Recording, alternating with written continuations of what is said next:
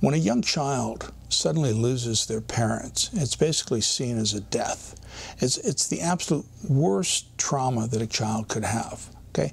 This is something that is known. This is something that has been talked about.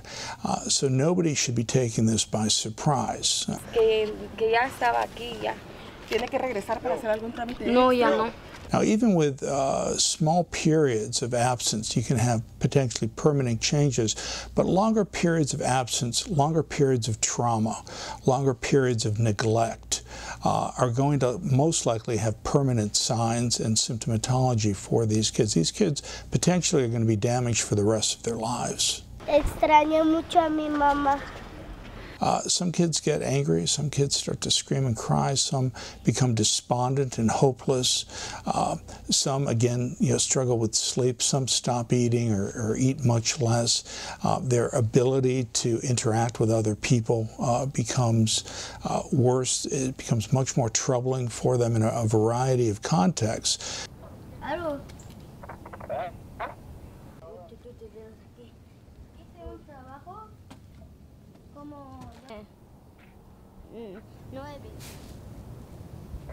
The longer you delay in regards to getting appropriate mental health interventions for these kids, the more the struggle is going to be. And that seems to have been one of the difficulties right now. Now, obviously, the best intervention that could have been done is never to have allowed this to happen.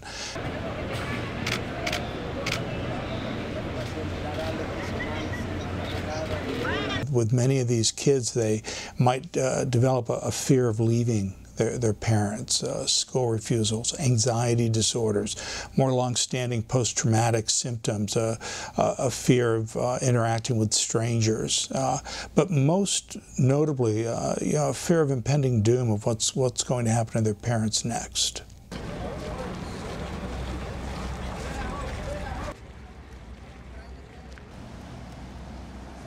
We all know that these kids have come from struggling environments, some more traumatic than others, but likely all of them traumatic and difficult. They get here, they're hungry, many were sick, some have died. These kids are at huge risk. They do not have the defensive structure that an average child would have. So the impact on removing their parents and then God knows what happening to them is going to be far more significant than, say, an average child.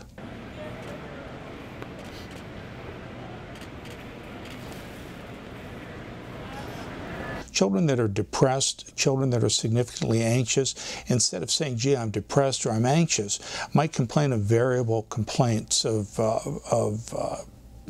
stomach pain, of headaches, of struggles sleeping, of not having an appetite, of feeling nauseous.